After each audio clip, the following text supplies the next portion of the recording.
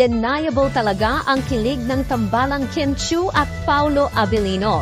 At ang kilig na yan i-export ng Kim Pao sa international release ng pelikula nilang My Love Will Make You Disappear.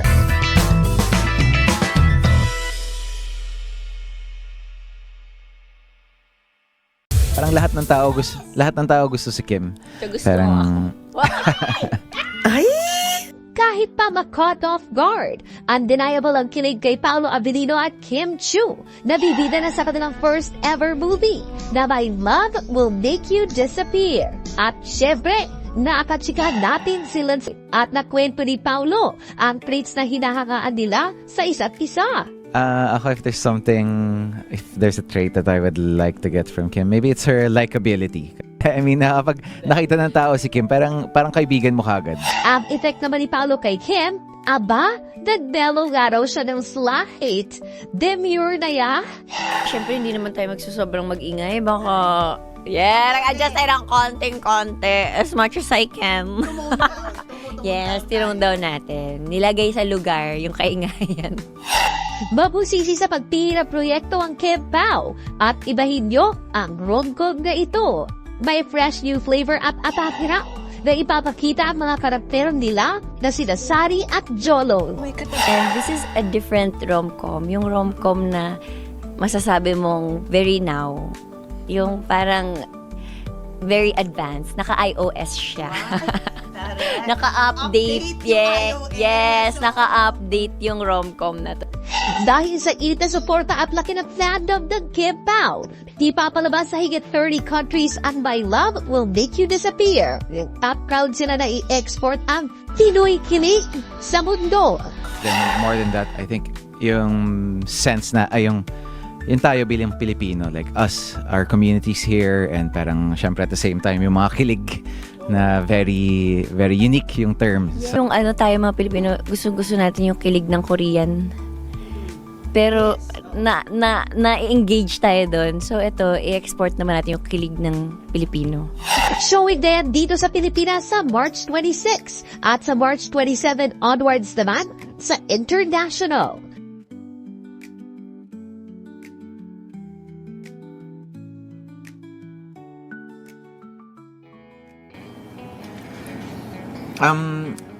Yung trailer namin parang kumbaga nagbigay linaw siya dahil very curious yung mga tao sa pelikula.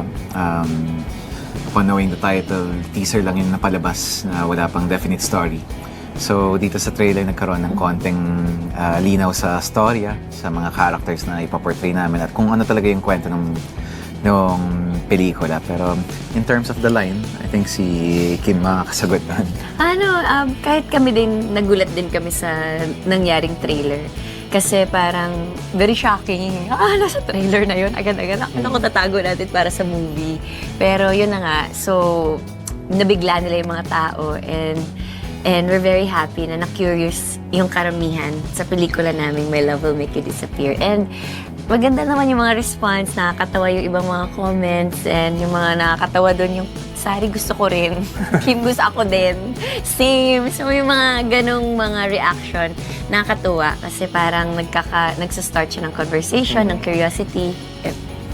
Sa mga characters nyo, your Jolo and Sari, are there ways na you feel na pares kayo ng character nyo, or parang may yung mga struggles ba nila same din sa inyo sa totoong buhay? May mga ganun ba? Ako, I would say half and half. Dahil kapag gumagawa rin kami ng character, parang parte rin ng personality or ng experiences namin sa buhay yung isinasalahin tulad namin sa mga dilemmas ng characters.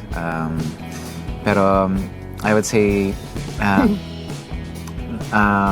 may ibang parts sa character ni Jolo na nakarelate ako upon reading it sa script, and may iba naman na parang sobrang layo. Siguro yung isa ay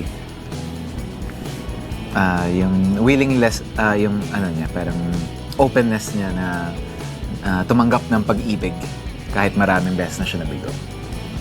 Same kayo doon or different?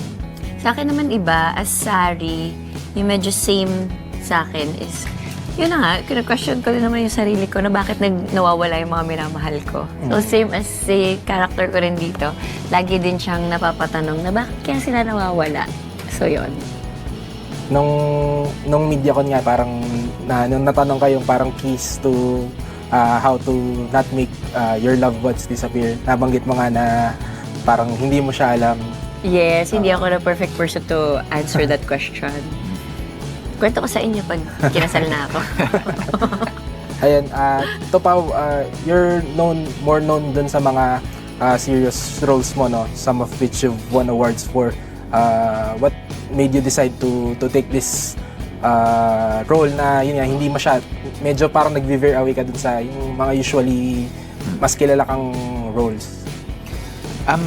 Sa akin naman... Yes, versatile. Hindi naman, nagkataon lang din na yung mga naalok sa akin medyo kakaiba rin na mga role dati.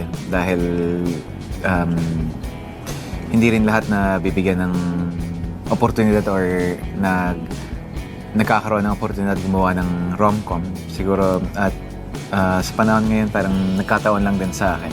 And parang I treat everything as something new. Kumbaga, gano'n rin naman tayo sa buhay pag may bago or kakaiba tayo nagagawa. Parang mas nag-grow tayo sa larangan na pinapursue natin. And parang, siguro yun din, parang minsan it's good to get out of your bubble and parang explore a bit para mas tumiba yung foundation natin sa craft natin. To Kim naman, when you did yung Lin Lang with Pao noong 2023, 2 years ago, na-imagine mo ba na your partnership would evolve into this na you're gonna be working consecutive projects? Ito na nga, may movie pa kayo together. Nung una, hindi naman kasi siya love story talaga yung sa amin. About siya panglilin lang. About pangloloko. Parang ganun. Nagkataon lang na mag-asawa kami doon.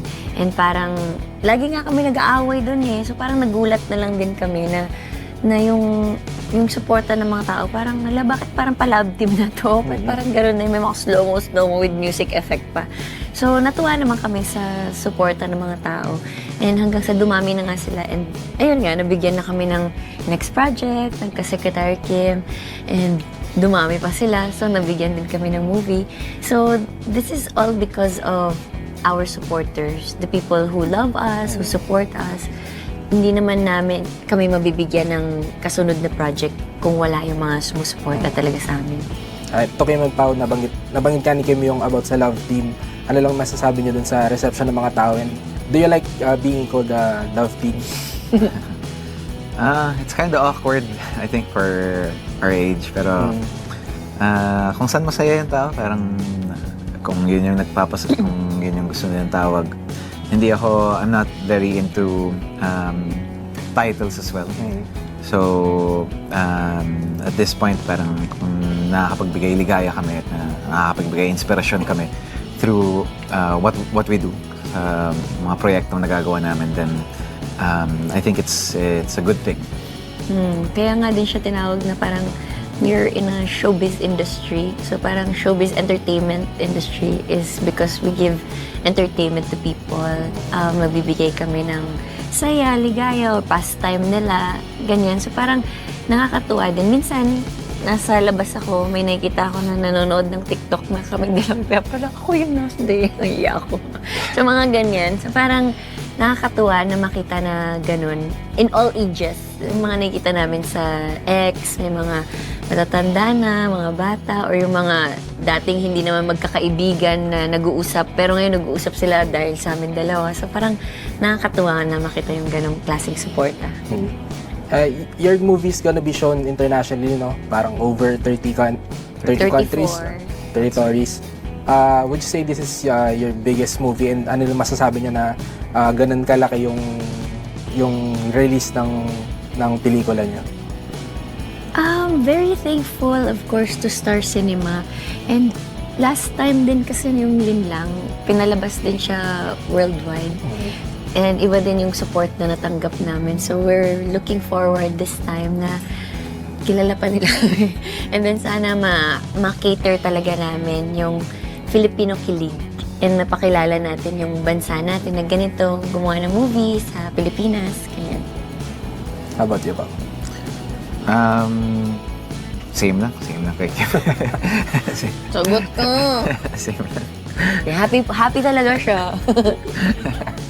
Ayun, for our last question to both of you, ano yung gusto nyong matutunan ng viewers about romance and relationship dito sa movie niyo?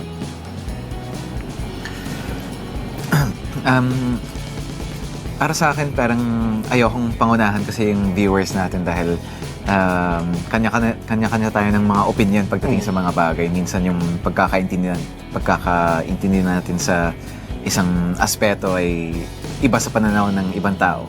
Pero I would like to say that kung ano man yung makikita nila sa pelikula, I'm sure makikita nila ito on a positive note. And siguro magkakaiba sila ng magiging interpretation, pero I'm pretty sure it's gonna be positive. Yes, ako naman, ang universal language naman ng pagmamahal ay kilig. So siguro wala naman siyang language or anything. Basta napanood nila at naramdaman nila na kilig, happy, vibe, ganyan. So parang etong movie na to will leave them, mabubuhay yung pagmamahal sa puso nila, sana. And sa lahat ng mga nawalan ng pag-asa ay magkakaroon ulit ng pag-asa sa pagmamahal. And this is the best movie to watch when it comes to good vibes and love. Yan. Please invite our viewers to watch. Hello, Rappler, and to everyone watching. Sana po abangan ninyo ang My Love Will Make You Disappear coming out. Yes, coming out this March 26 in cinemas nationwide and in the next coming days, cinemas worldwide. Kaya sana po supportahan niyo po ang pelikula namin. This is directed by Chad Vidanes under Star Cinema. Yes, and thank you in Yes, advance. let's sa spread mga the word. manonood. March 26 na. Manonood. Thank you. Thank you. Thank you. Makipag...